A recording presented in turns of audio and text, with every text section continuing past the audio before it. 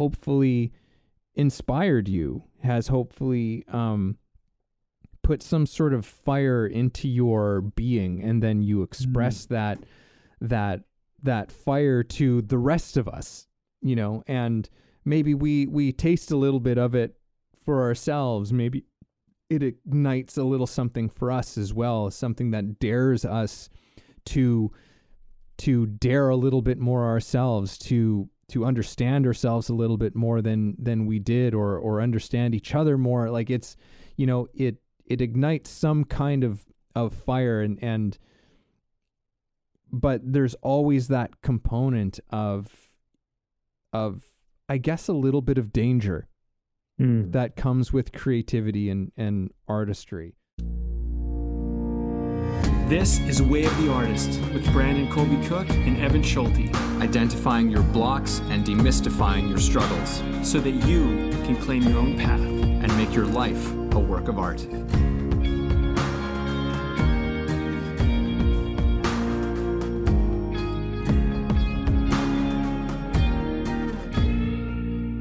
Hello, folks, and welcome back to Way of the Artist podcast. This one, I'm going to turn it over to you pretty quick here, Brandon, because like you kind of coined this one from the last episode, and I just loved the term so much. Like I want to like engrave it or do like one of those wood burning things on like a nice art piece for this, because I just love this word. And you use this word wonderness. So we've called this one venturing into the wonderness, and without really any idea of, at least not on my end, of what this conversation is going to be, and sort of just having one of those conversations, one of those episodes where the title is kind of like what we're going to actually do, in the conversation, which is like, we're going to venture into the wonderness. We're going to go in and, and we're going to discover and find things. And, that's always kind of what we're doing to a certain extent. But this one, we've titled it. Let me see if I can speak today. We've titled it, along these lines. So I'm going to stop talking. Brandon, what do you have to say to start it off? The man who, at least for me, has coined this term. I'm sure there's probably somebody else there's like, I've said that before. Well, I didn't hear you say it. I heard Brandon say it, and I never heard anyone else say it. So that's what we're going with. So Brandon.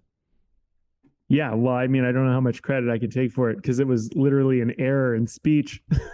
But I mean, because I there's a lot of time where I don't know, somewhere in my 20s this started, but like, someone would say something, you'd be like, oh, amazing, wonderful, incredible. You like when something's really awesome, and glorious and wonderful somehow got married at some point, where it was wonderful and glorious, and so it became this thing amongst a lot of people I know, and they just say it now, wondrous. And instead of saying wonderful or glorious or amazing, it's wondrous. And the reason why I think it kind of stuck was because it's a little bit different. It's like a little bit different way of celebrating something, where maybe also with anybody who kind of had an emotional connection to it, it becomes somewhat of a personal thing, where it's like, because I think sometimes when you say, like, someone just shared with me that they completed a play, right? And like, you can say like amazing, and amazing is kind of like, you don't really maybe notice it, right? It's like, yeah, okay, great. But like when you say something like wondrous, it stands out. You're like, well, that's not really a word, but it's kind of like, but you remember it. You know what I mean? And I think what's kind of interesting about the wonderness, like wilderness and wonderful, is like, it kind of has this, it implies like there's this wonderfulness of nature, and there's this nature to wonderful and whatever. And I think that's kind of cool. So for me, I don't know, I'm kind of interested in exploring that, because I think that's a lot of what art really is. It's taking two ideas and finding a connection between them, and then seeing where that leads you. So yeah, I have no idea where this is going to go, but I do think it's kind of cool. And I'm glad you kind of noted it in the last episode we did, because it it's one of those things you can kind of just pass by. And, I think there's a lesson in that too, is like a lot of art is just noticing. It's just noticing something that maybe on another day could just pass us by. And I find a lot of great art is in noticing a detail that just no one noticed. And then all of a sudden someone does. And then everyone goes, why didn't I think of that? In a way, there's that part of it too. So yeah, man, I mean, where do you want to venture first? Yeah. Well, I mean, just in what you just said, like, yeah, like I think that I totally forgot that the word was somewhat an accident. It was an accident to a large degree. You had meant to say something else, and it came out as Wonderness, and yeah, and just picking up on it and being like, oh, hey, there's something to that. There's something really, for me, there was something like very whimsical about this word, and I think that that's how so much of the creative process flows. Like there's like the classic Bob Ross, statement that he used to say all the time in his lessons, which is like, there are no mistakes, only happy accidents, right? And this was chalk this up to one of those happy accidents, right? Which is like, oh, there's this fantastic word that just evokes, at least for me, all kinds of different feelings and yeah, like wonder and adventure and openness, and I don't know, there's this feeling that it kind of wraps up for me in a way. So and yeah, and I think that that's how much of the creative process happens. Like sometimes there are these little accidents, you stumble upon things, and they end up becoming something so much more. They can even become something even pivotal. Coming from the acting world, like it's so often, if you've studied acting for long enough, you'll hear lots of people say like, oh, I love when these little unexpected things happen. And he's like, those are your gold. Those are you gotta like grab onto those moments and seize them and whatever, because they'll do great things to your performance. And it's always struck me as being kind of a strange comment, especially now. And it's like, at the time I was like, oh yeah, for sure, yeah, those little moments, right? But it's like, almost talked about, because in much of the way that actors are educated, or at least had been educated to a certain point, was like a very controlled kind of approach to the art form, where it's like, oh, so it's like you just kind of like, okay, so these are your gold, but we just kind of have to sit around and hope and pray that one of these things will just happen, so that I can seize that opportunity, as opposed to, well, why don't we just treat the whole thing like an accident? Why don't we just treat the whole scene as an accident of unexpected things, as opposed to something that we have to control and coax and direct it into a specific way, and have more of an approach that is a bit more dynamic, responsive, where it creates more opportunities for those unexpected things to happen, or to make ourselves, which is very much in part of what I teach with actors, but how to become even more responsive, like you're saying, like picking up on these things, right? Picking up on these impulses, not just that you have, but picking up on subtle little things that your partner does that might be different from this night, from the last night. And how does that make you feel? How and do you respond to that in a different kind of way? So there's this sort of aliveness that we can actually start to like build in from the beginning, as opposed to being like, oh, hopefully someone screws something up tonight so that I can actually become alive in my performance, right? Like it's just yeah. Anyhow, it might be a bit of a side rant, but there you go. Well, Yeah, man, a bunch of thoughts spurring on. Okay, well let me say a couple things. One is um so I've been getting right back into writing and storytelling again, and personally, and that's been a lot of fun. But I've also taken on more clients and storytellers and stuff, and and it's interesting because like I've evolved as a kind of coach and a mentor and teacher of these things because I've evolved as a writer. I mean, it just kind of they go hand in hand. But it's interesting because I I was helping some people with writing their story, and I don't know why, but like I was like, okay, for some reason it stuck out in me. 5 steps. I was going to teach you how to make sure you made your movie in 5 steps, and it was good. But I can only use 5 steps. How would I do it? I don't know why that was the number. I don't know. I know we talk about that, and this honestly was not to sell anything, but it was just like, yeah. But I do like sometimes it's weird. Sometimes you just get an idea and you just need to follow it and you need to try it out.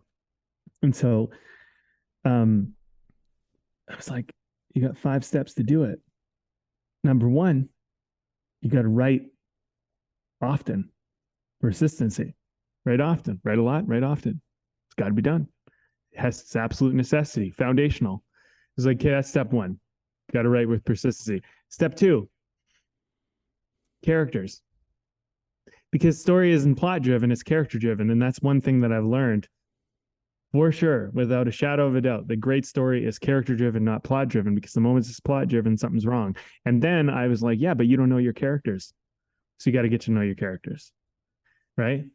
Actually, no, before that was step 3, because step 2 was, why even writing this thing? Why even creating the story in the first place? You need to have purpose. You need to have a North Star. You need to have a reason. And so step 2 was like, first of all, you got to write a lot, but why are you even writing? Why are you writing this story? Why are you doing it? Like, and I would, this is just kind of coming out of my process, right? So step 2 is, why are you writing it? Because the first thing I do when I write is I have two strategies. The first thing I do is I write every day. Obviously that's clear, but,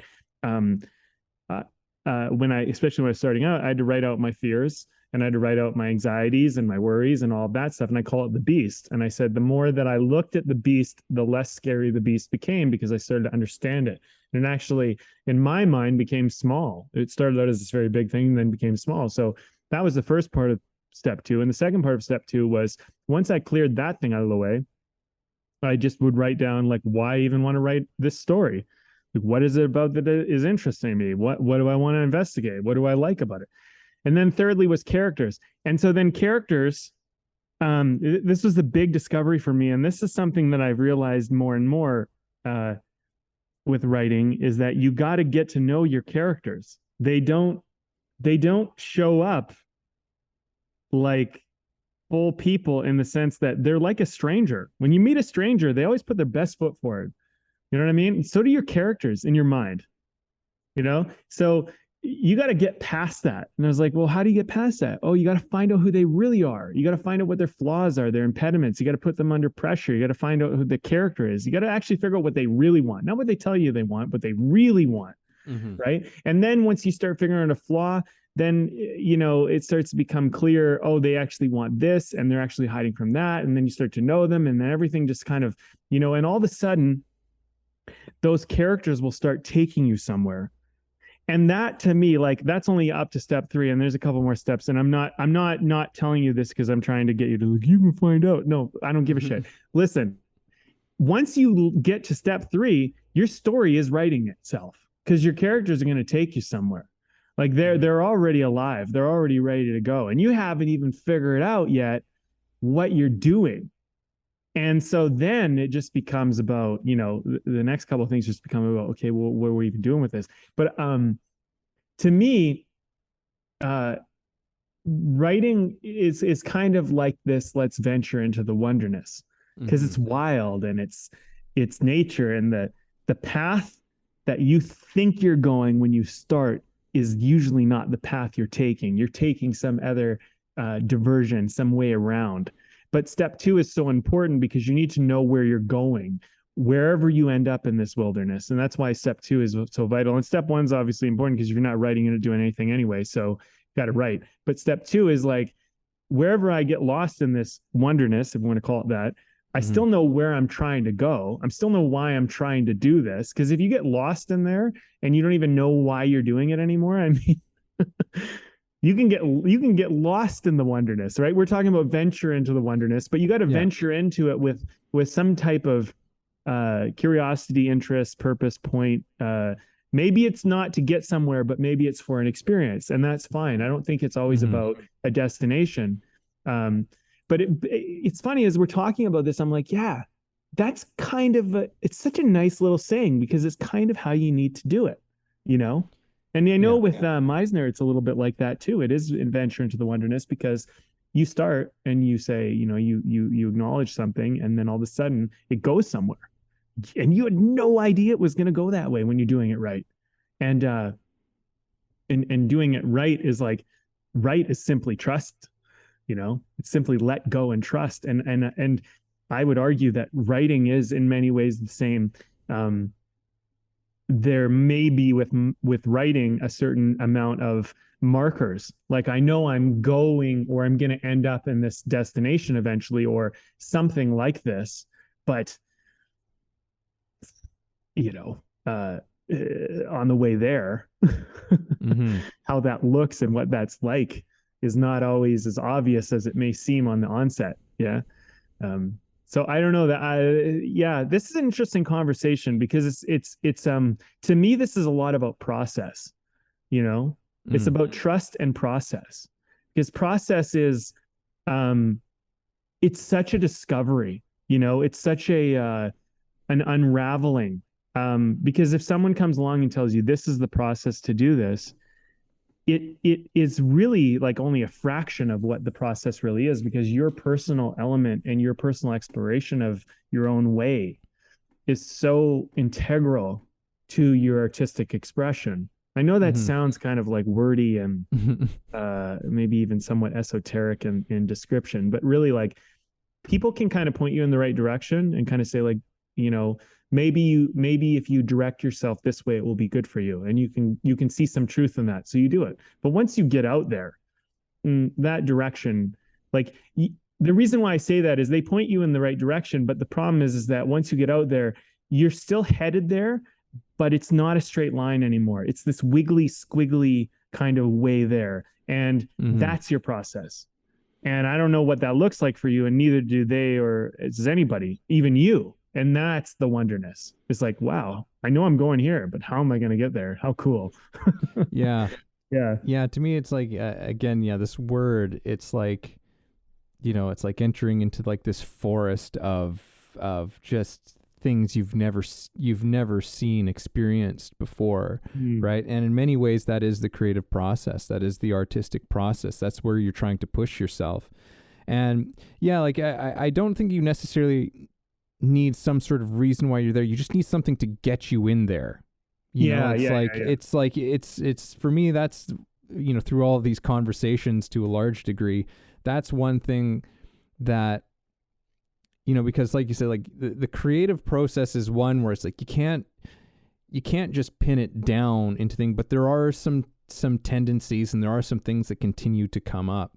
And one of the things that has really become apparent for me and our discussions with other people has been that it's really like all you're trying to do is like you need to have enough that gets you there, like that gets you into that wilderness, that gets you into that space. And then once you're in there, it's kind of like you've just got to be paying attention and respond, like, because you're entering into this place of unknown things and you know, maybe with the hopes of discovering something, or just there with an openness to see, to discover, to find out. And maybe you find out something, maybe you don't, but that sort of willingness, I think, is an essential part of creativity and artistry.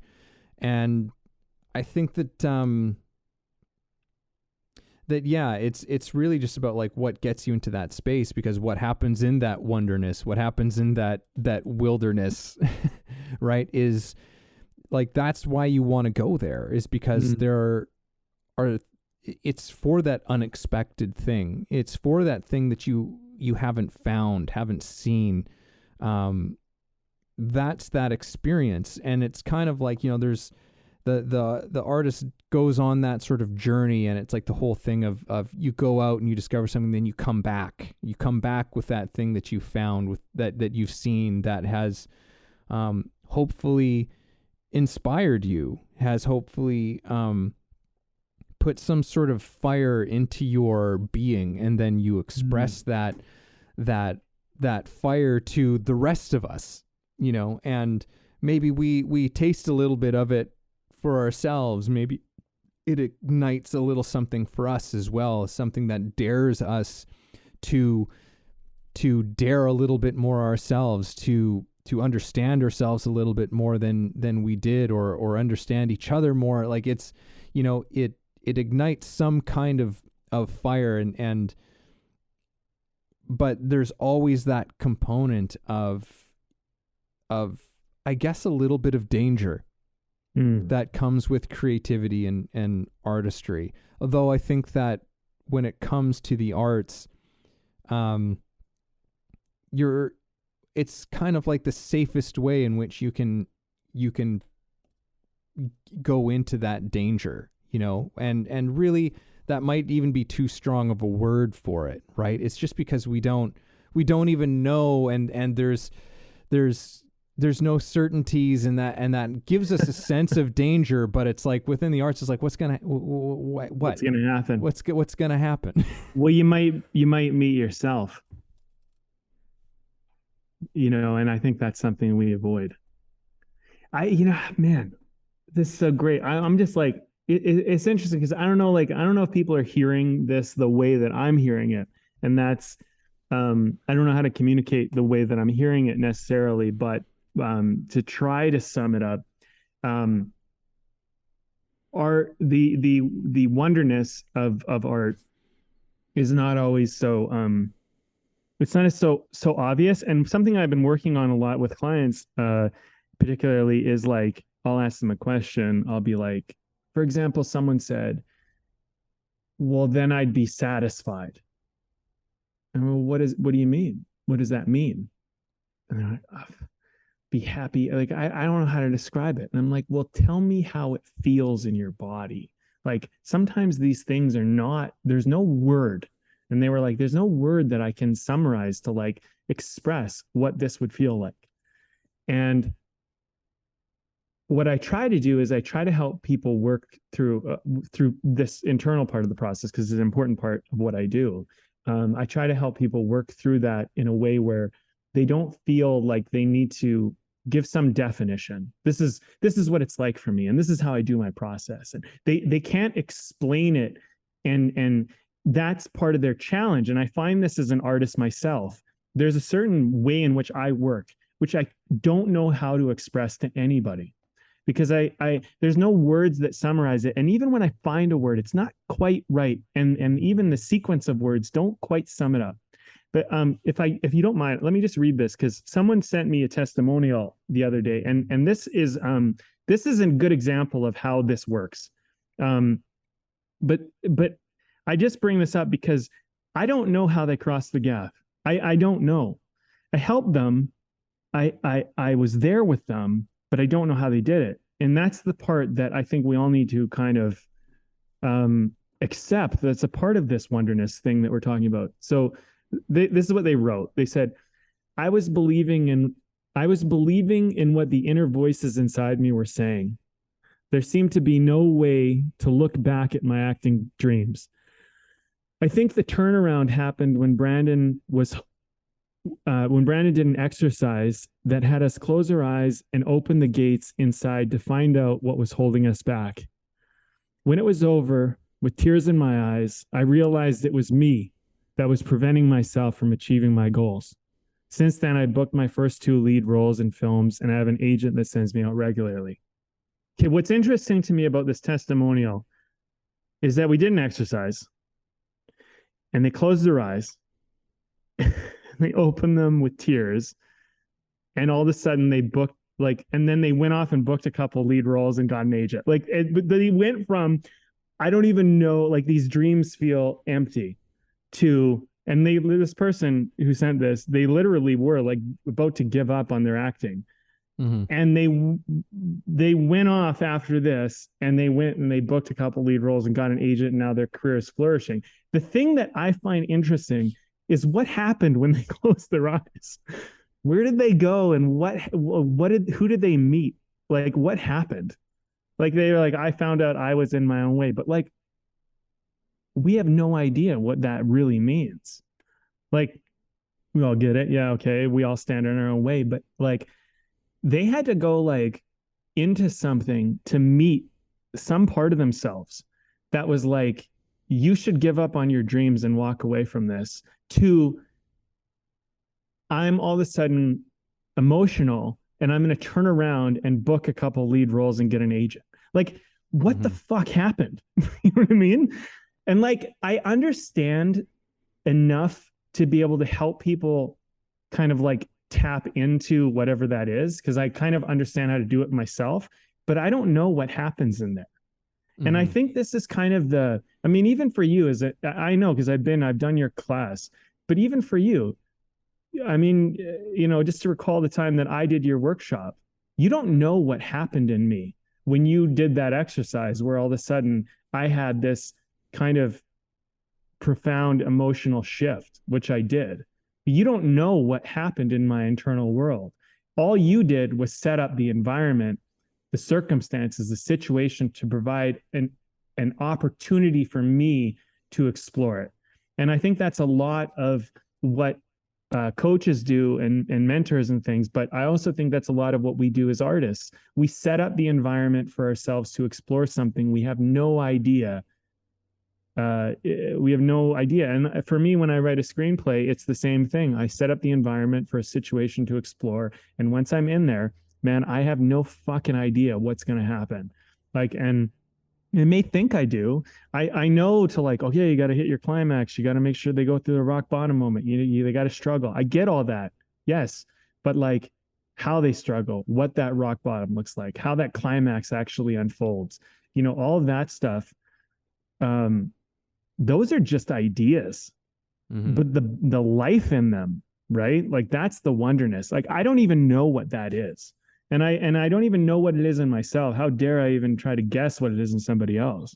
But I think this is for me, this is such the exciting thing about the artistic process, is like, I don't want to rob myself of that, by trying to be over controlling and overbearing on the process, and try to somehow be arrogant and describe what it is.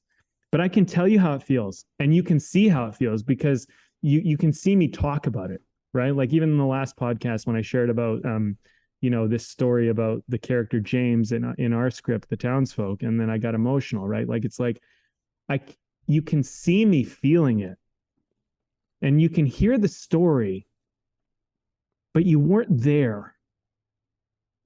But I'm trying to bring you there. And that's what art is. Art is like, you weren't there, but I'm trying to bring you there.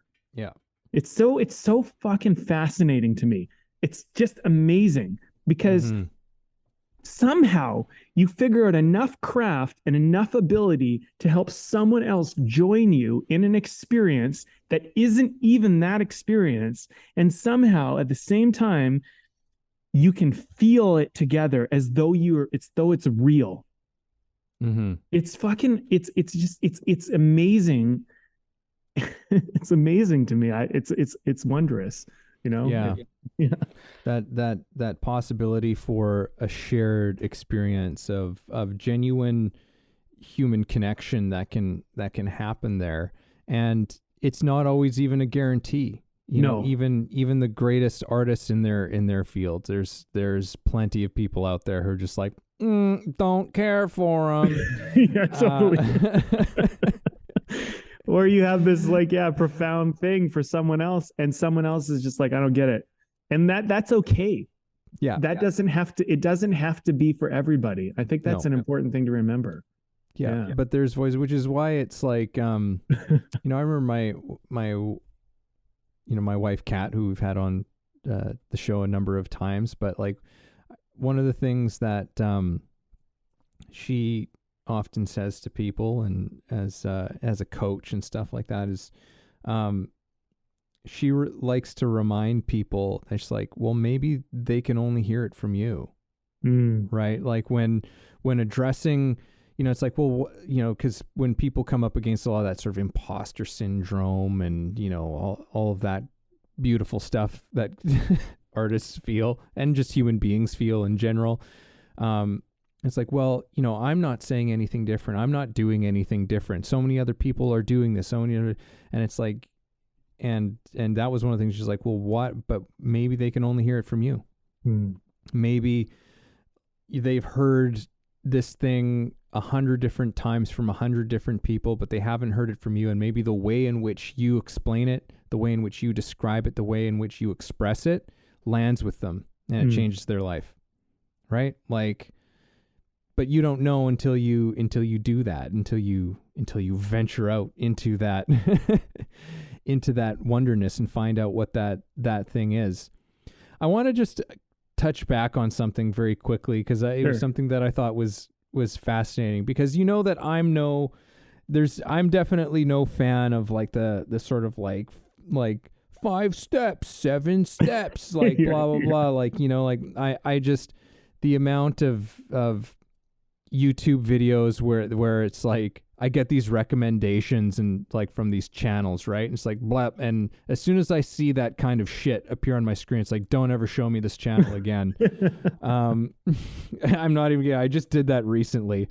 I was like, don't ever show me this channel again, because I don't believe, I'm just not a believer in that kind of stuff. But in the way that you were describing what this sort of thing, I was like, that's a fascinating little creative exercise in many ways to do. It's like, well, if I was to try and do that, sometimes a fantastic way to get creative, to help you enter into that wonderness. Because like, again, it's like, I think that's really, in terms of mentors and teachers, that's all that people are offering.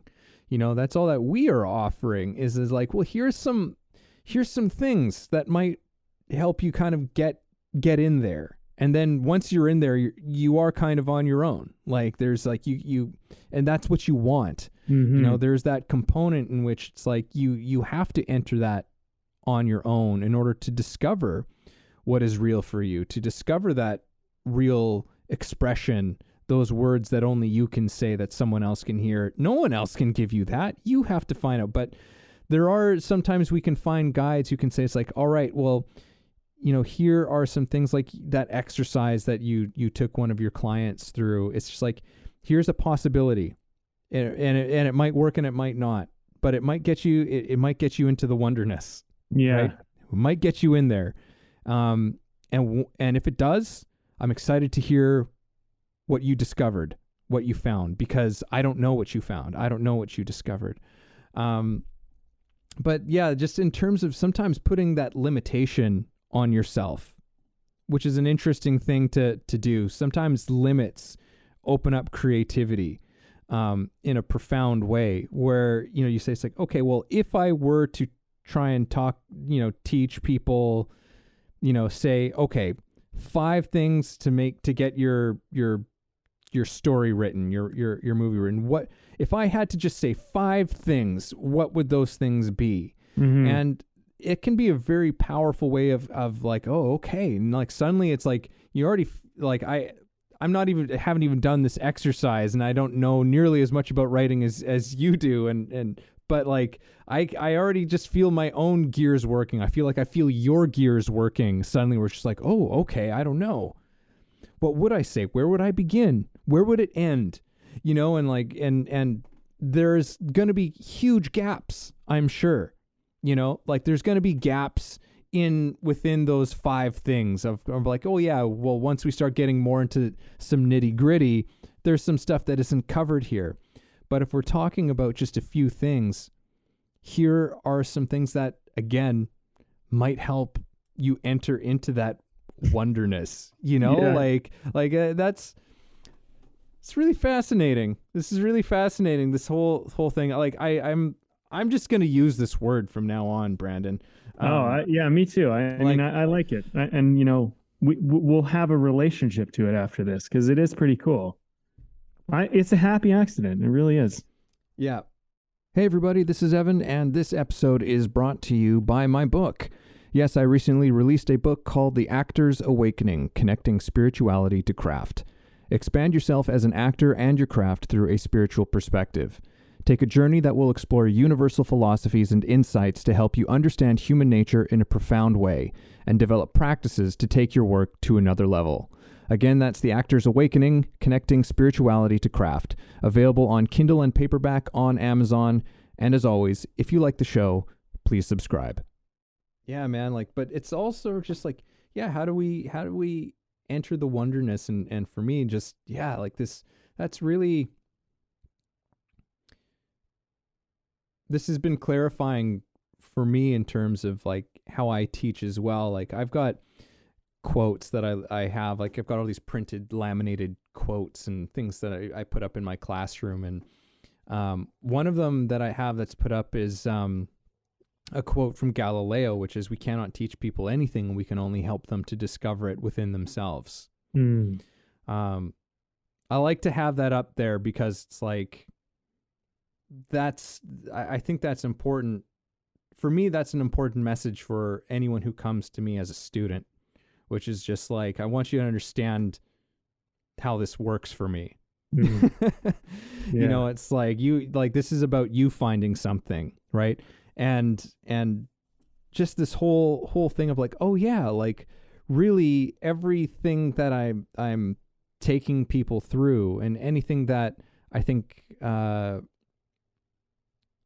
without sounding like I'm high on myself here or something like that, or but I think what any really good mentor does is just helps you find the door through, because it's and anyone who I think tries to take too much credit for what you find on the other side of that door, for what you've returned with from the wonderness, is just that gets really sketchy really quickly for me. Because it's look, not that you didn't help, not that you didn't help, not that I didn't help, but it's there's this whole thing that this huge massive thing that you had nothing to do with.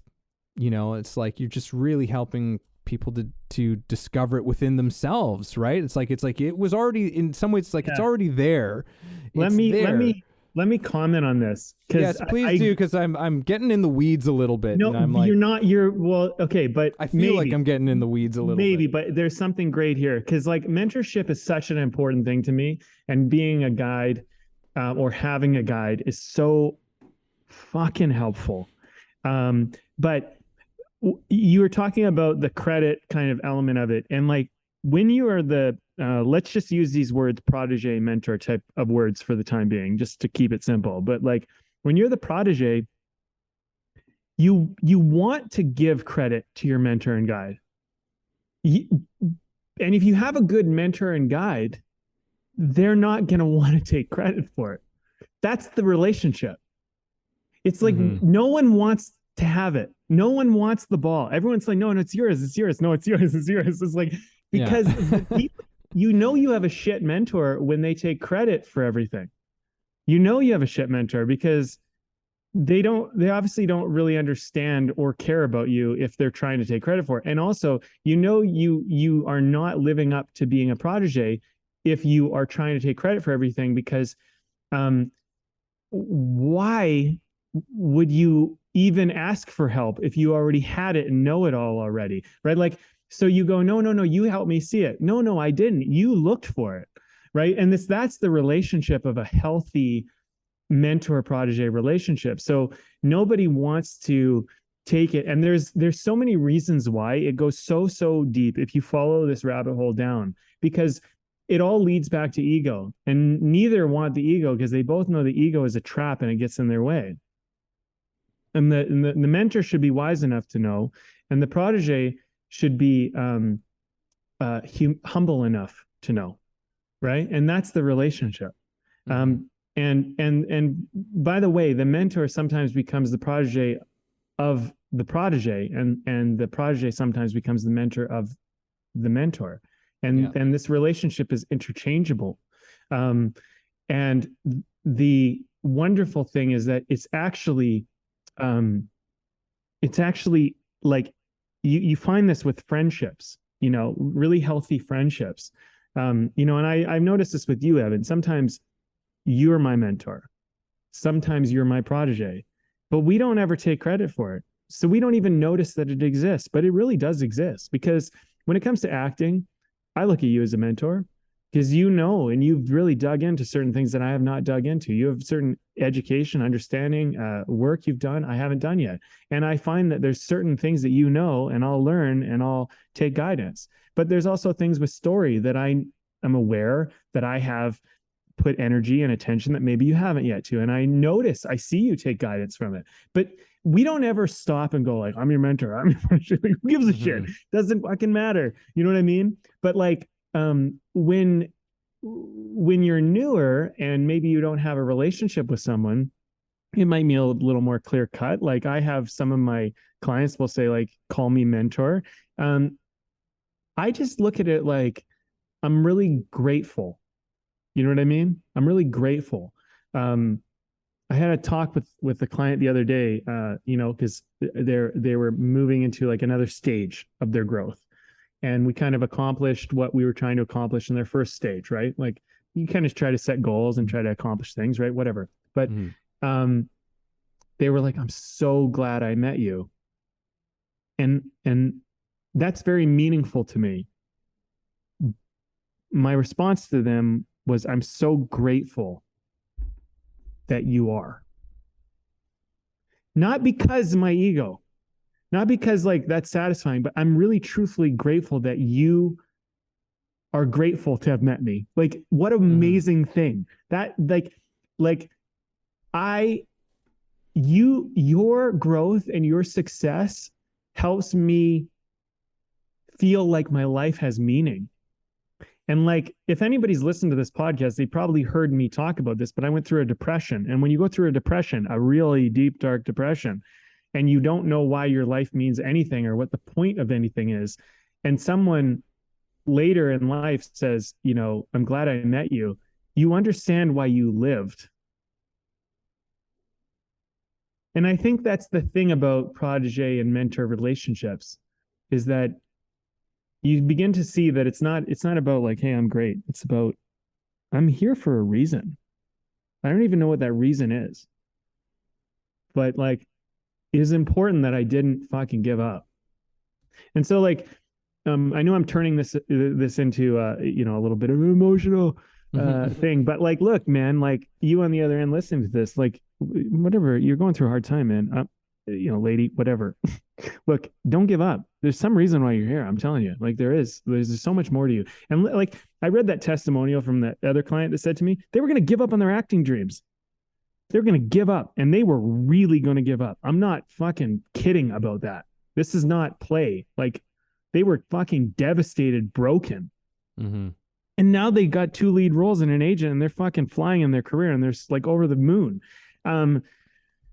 The success doesn't matter. That's not really the point. The point is that they went inside and they fucking found a reason not to give up.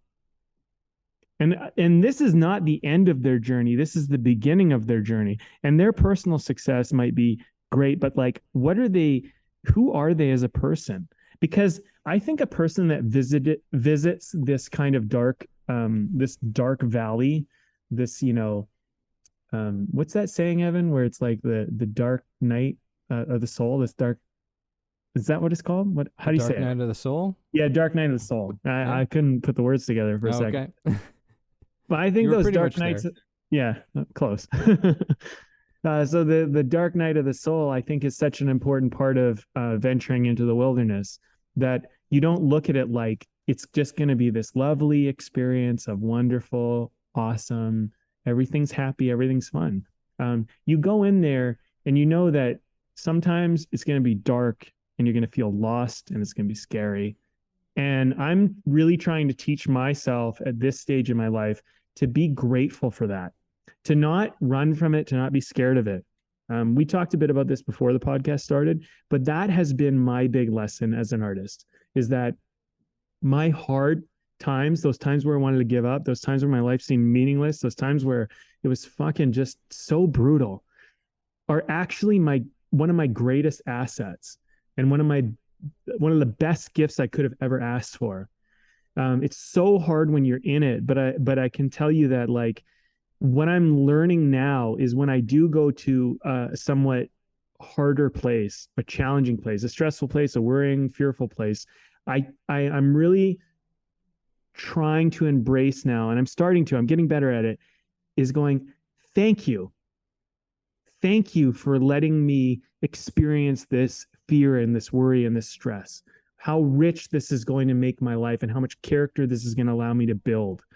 As I said, when I did that 5-step thing, step 3, you don't know your characters. You don't know yourself. That's the thing. Is like step 3 is life, man. Step 3 is you don't even know who you are. Mm-hmm. And so, you know, in the Wonderness, right? That's where you're going to find out who you are, and there's beautiful discoveries in there. And you don't know who you are. How's anyone else going to know who you are, right? It has yet to be seen. Mm-hmm. But it isn't until you're. I know I'm talking a lot, but let me just finish this thought. It isn't until you have a dream of acting or something. And I was sitting with this client. We met at a Denny's, and they wanted to meet one-on-one. We met at a Denny's. And they were broke and whatever, and sat down, and they were fucking devastated. And they were saying, like, I don't even know what the point is. I should just give up, whatever. And I'm like, I don't remember what was said. Honestly, don't. But somehow I communicated to them, like, don't do it. I believe in you, you know, whatever. That moment, fucking Denny's, what a piece of shit restaurant. Some like 6 o'clock in the morning or some shit. We met like so early. The crappy restaurant. It's just like look, whatever. Denny's. Not getting any sponsorships from Denny's anytime soon. Not anytime soon. Don't want it. Don't care. So listen, we're in a Denny's. Whatever. They provide a service. I'm grateful. But like you go from that to you're on set, the lead in your movie. You got to remember when you're in those moments, you got to remember that this is not the end of the story. This is the middle. And this is a character building moment.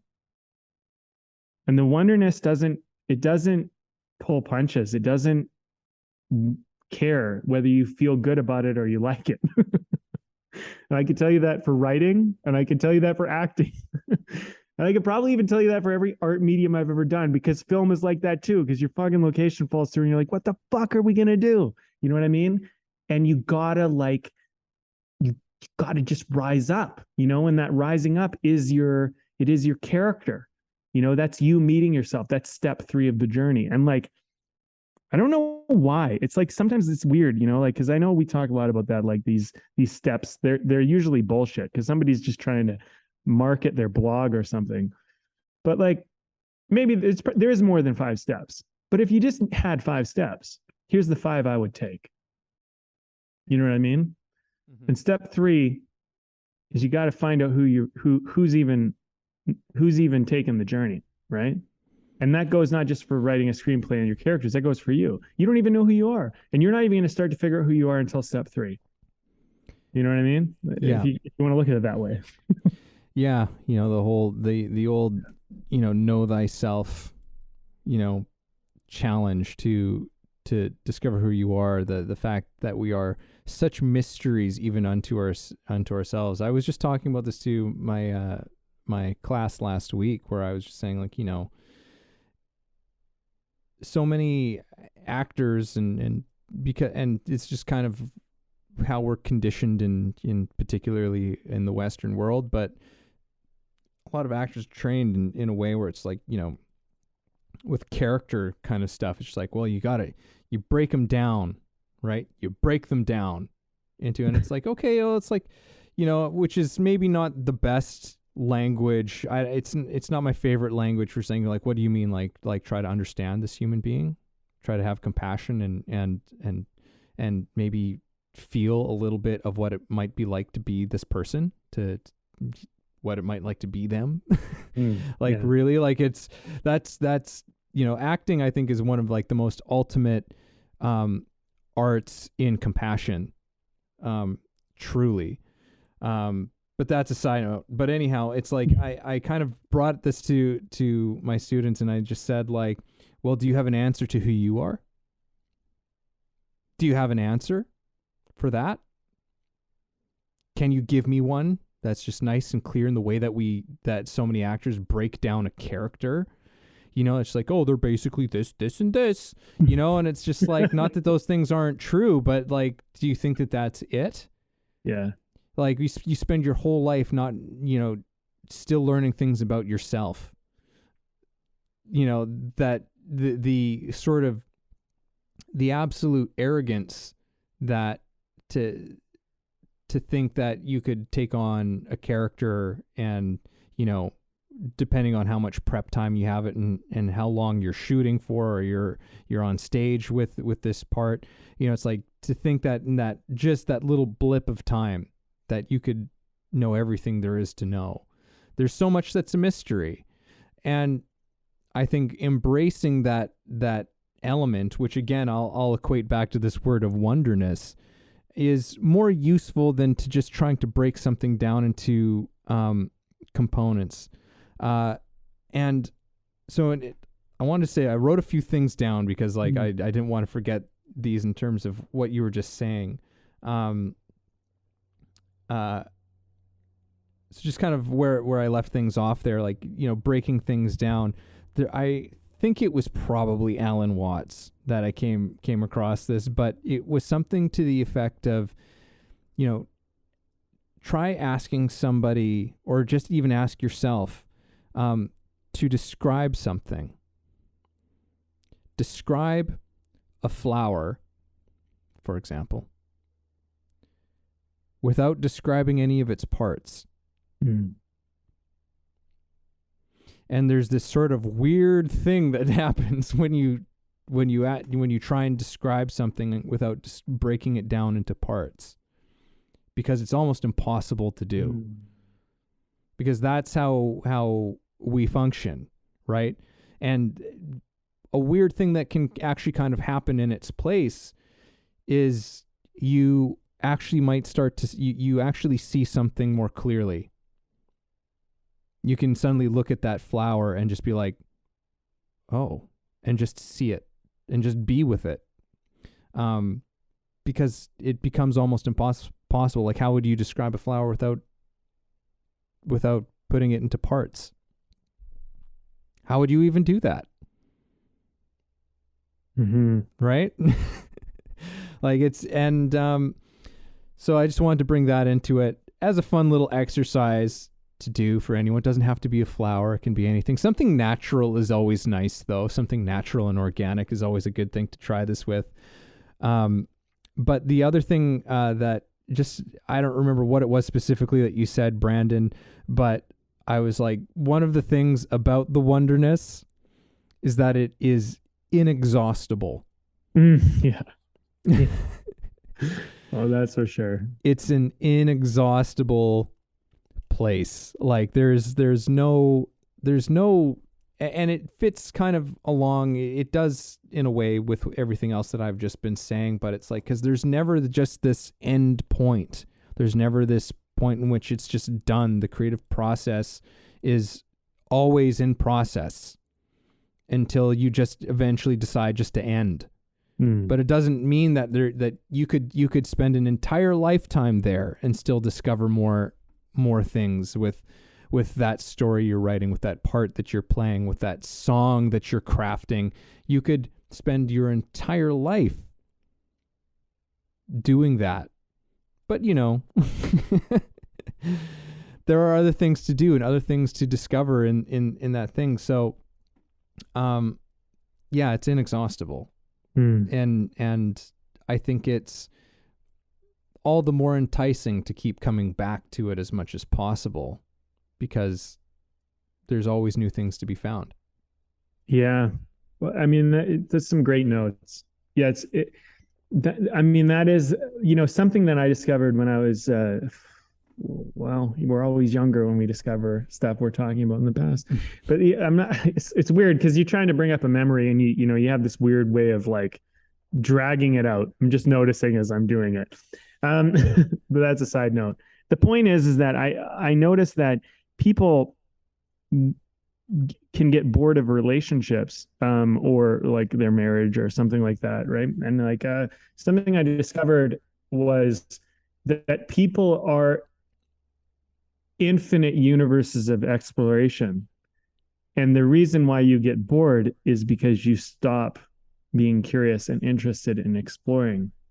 People have stories that you have never heard. I don't care if you've hung out with them every moment of your life. You and I have been friends since we were 19 years old, at least.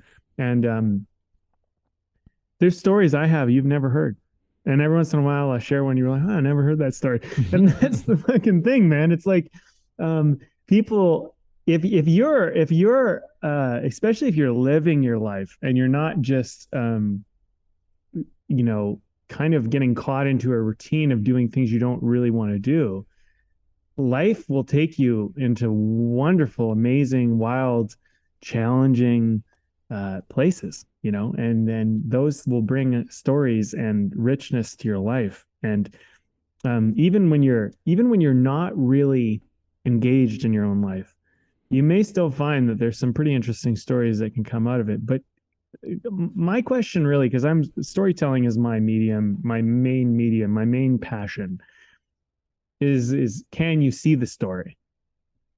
That's one of the first things that I really would want to know, because there is a story even to the most routined person, even to the person who does the same thing every day. There's still a story there. There's still something. And meaning, I think, for people is so important, but sometimes so hard to grasp at periods in our life. But when you tie meaning together, when you find connection, profound things really do begin to happen. When I was in high school, I was not a good student for a while, and I would get basic grades and just barely pass some things. But things changed for me when I began to see the connection between what I was learning that was somewhat unrelated to what I thought I wanted to do. So, for example, when I saw the connection of psychology to filmmaking, psychology became of great interest to me. And when I saw how studying history could be valuable, it became of great interest to me. And so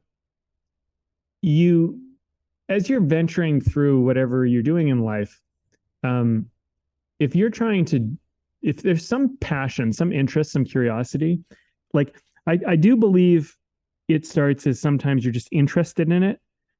Then you're kind of like curious and you want to know more and you dig in, and then you get kind of invested and you want to, you really want to dig in. Then maybe you get passionate and then you get like purposeful about it. When you get to the point of purpose, which it might take some working towards, if you haven't got a purpose yet, you don't feel connected to that yet. But when you find a really like a purpose you can be passionate about, something that really just kind of makes sense to you and lands, and it finds a place in your heart, then the whole world opens up to you in a really fascinating way. It all becomes wondrous. It all becomes the wonderness, because now everything serves your main love, right? Whatever that is for you.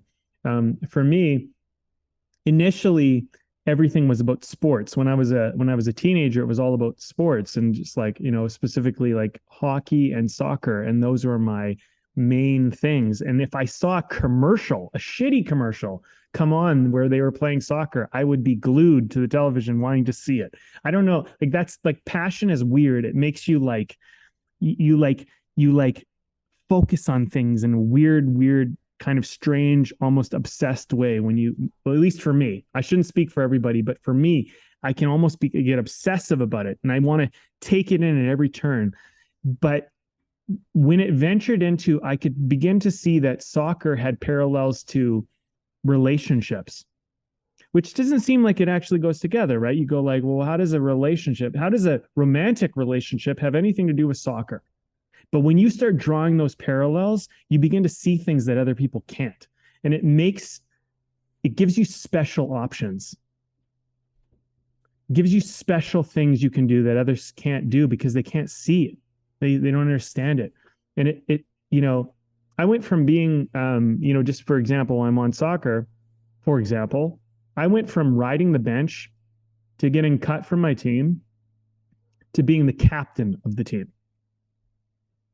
Now that's a big fucking change. That's a character arc. That's fucking interesting. There's a movie there. There's a story there. There's a TV series there. But how? How did that happen? Well, maybe the guy who rides the bench understands what it's like to ride the bench, and then maybe that's good for being a captain. And also maybe the guy that knows how to love and have a best friend is a good captain. You know what I mean? When you start to see how that works together, you begin to see what a champion really is. And I thought it was just about foot skill. I thought it was just about being able to take a shot, make a pass. No, it's not. It's about the relationship to the other teammates on the field. You know what I'm saying? Like, so you're an actor and all you care about is acting, maybe. But maybe your relationship to your set mates, to the director, to the producers, the people who are making the thing, to understanding story and understanding how story works and how camera works and how certain shots and different lenses do different things is valuable for you, because now you can really fucking lead a show. And yes, it's not all about your ego and your acting and your skill and your ability to be the part. It's about a super comprehensive collective collaboration, right? And so I think that there's something interesting about this too, because the Wonderness is kind of like, when you get expansive, the direct path might be like, if you want to be like a movie star, actor, or whatever, you're like, I got to be the best actor I can possibly be. That's your initial way of looking at it. But the Wonderness shows you that it's not just about your acting skill and talent and ability to be emotional. It might be about other things too. And when you begin to see that, you begin to see that, oh shit, I didn't even see these colors in the spectrum. I was so focused on blue, picking a color at random. I was so focused on that I thought it was the only color that existed. And now that I have the palette of orange and green and other things in my repertoire and purple and whatever, now I have something. And people go, well, how do you do that? It's like, well, how do you even explain that? You know what I mean? Well, I can tell you how I did it. It all started when I was 11 years old, riding the bench, playing soccer. You're like, wait, are we still talking about screenwriting or acting, or what the fuck are we talking about? Because you know what I mean? When you see the connectedness, it's not you're never lost in the forest of the Wonderness. It's all, as you said this to me at one point, Evan, it was so helpful. You said it's all grist for the mill, including the mill. And that really stuck out for me, because I was like, yeah, that really landed with me, because I'm like, yeah, man, like you're getting too fucking focused on one thing, like this is not all there is.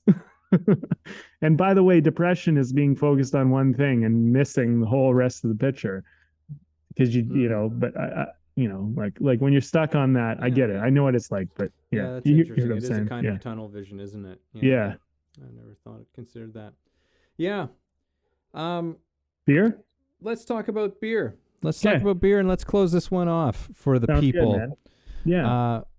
I'm drinking one. I couldn't resist. I just saw this in the store and it just jumped out at me, and I was like, sure, let's do it. And it's called Revenge. Nice. It had this, it's always good to drive a plot. Yeah, like this. It's funny. Like the can has like some interesting. It's like very flowery and colorful, but there's like just hidden throughout this like floral artwork that's on this thing. there's like a couple of cleavers and like a couple of like butcher knives. There's a clock on there, which is really bizarre. But anyhow, this is a cold IPA from Phillips Brewing, and it's strong. It's like 7%. But it's tasty, very hoppy, very hoppy. So it's like one of those ones that I'm like, you know, you're kind of like a one and done with this one, and you probably want to switch it to something a little bit lighter going if you were having a couple of drinks with some friends or something like that. But it's good. It's good. Yeah. I mean, I'm a huge fan of Phillips Brewing, so yeah, that's what I've been doing. That's what I've been drinking. Nice, man. Well, I'm having a new one that I haven't had. I've had this brewery a lot because they're local. This is Snake Lake Brewing Company, and the beer that I'm having, which I've never had until today, was called Stargazer New England Pale Ale. The can's just got like a bunch of images, like, you know, star points. It's a good beer. You know, what's really cool is everything I've had from Snake Lake I've really enjoyed so far. But the local store around here, I guess they're just really cool. They're a really cool group of people. They like people just request a beer, they bring in a beer, they bring in a new one. And so far since I've been here, I've had the luxury of having some really nice beers. You know, it's not lost on me that because I'm in a smaller town now. It's not lost on me that that's kind of a special thing, because you know, one of the things about moving to this place, from the city, I had access to everything I wanted, really, you know. And well, so that's Vancouver, there's like a new brewery every single week that was opening up. Yeah. Right? And you can never have all the beers and all the different things. And so it's nice that I've been able to kind of keep it interesting as far as like sharing a new craft beer, because, you know, I just say that because, you know, it's part of our tradition, right? We would talk and have a new beer, and that was kind of cool. So I'm just kind of grateful. And I just thought I'd share that as we're talking about beer, because, you know, some things I think in life, you know, you take for granted, and then maybe in different contexts, you realize, hey, you know what, that is a pretty cool thing. So if you're in a city and you have access to lots of stuff, you know, maybe take a moment and appreciate that, because, you know, it's a beautiful thing to have options, you know, is a really beautiful thing. And not everybody does. So there you go. Especially when it comes to delicious craft beer. Yeah. Which is not an ad. This is just a tradition. Yeah. We just do this because, you know, yeah, it's part of how these started. All right. I'm going to wrap up, and I'm going to leave it on you, Evan, because I've been finishing last couple times. All right. Well, look, you know, what I have to say is, whatever you're doing in life, you know, I would say something I've gathered from this conversation is like, understand that everything is connected, and it's all kind of like serving you, and it's if you can see it, you know, but it takes you need to acknowledge it. You need to be the one who appreciates it, who's grateful for it. And you're the one, you know, and artistry is so much about you being able to connect the dots. You know, and it's actually kind of interesting. I'm drinking this beer, Stargazer, because, you know, it's kind of about seeing images in the stars. And the only reason why anyone sees images in the stars is because they've connected the dots of those stars and they've drawn an image out of that. Right. And so that's become a thing. And so, like, you know, life and art are very much like that. And I do believe life and art are synonymous with each other in many ways. So you're the one that puts it together. And just to kind of give you one last final note, because I think it's important, the story that you're living is a connection that you made. You are connecting the story. You are the one who pays attention to the scenes that matter, and you are the one who is ignoring the scenes that happen that you decide don't matter. And you're the one that's making meaning out of all of this. It's actually called patterning, you know, And this is a psychology thing that I learned, and it really helped me with story, because once I started to understand that, like, I'm the one that puts the pieces together. I'm the one that decides if I have a bad day. I can decide that I'm having a bad day because 3 bad things happened throughout the day that I just deem are bad. And now all of a sudden I say, well, this is a bad day because normally 3 bad things wouldn't happen. 2 is acceptable, 3 is unacceptable. But I decided that. And something I learned through life, especially when you really have big dreams and goals and things that you're trying to do, is you go, you know what, as many bad things can happen to me as they need to happen throughout the day. But I'm not going to focus on the bad thing that happened. I'm going to focus on who I was in response to the thing that happened, because that is what makes my story great. So, how you venture into the wonderness, you get to decide how you do it, where it takes you, what it looks like, how you feel while you're in it. It could be up. That's for the stars, man. That's the adventure, So I would say try to aim towards the love, try to aim towards the joy and the champion side of it and all of that. And that's what I got to say.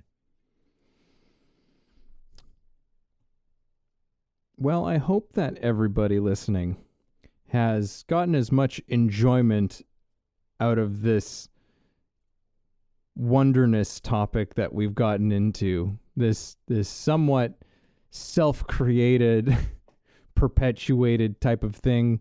I really do. I truly hope that this has resonated with people as much as it has with us, which is why we decided to go into it.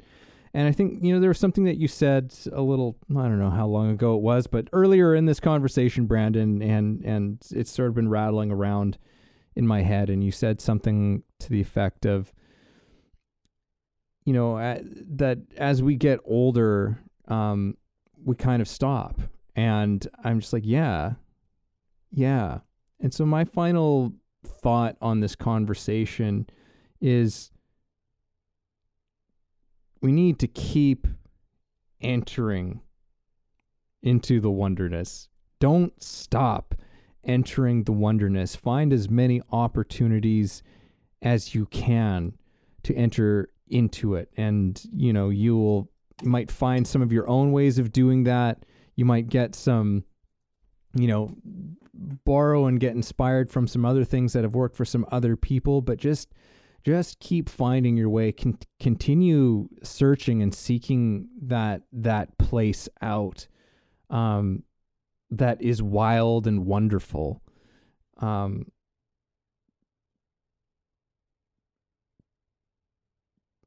In terms of a life, I can't imagine not going into that place. And I'm gonna go away just like I'm writing that up somewhere where I can see it every single day. Just enter the wonderness every single day. We should attempt to do this, to break through the often mundane and routine and just sort of humdrum of autopilot that we often function on. And we can enter into the wonderness in so many different ways. It can be some kind of a deliberate, creative, artistic thing, but we can also, I think, enter it in those everyday moments. We can find opportunities to just enter into that place, notice something about some little part of our lives that we might overlook most of the time, but it's there for us. And I said, it's inexhaustible and it's everywhere. So let's keep coming back to it. Let's keep searching it out, because I don't know, it just seems like the most beautiful thing that we can do.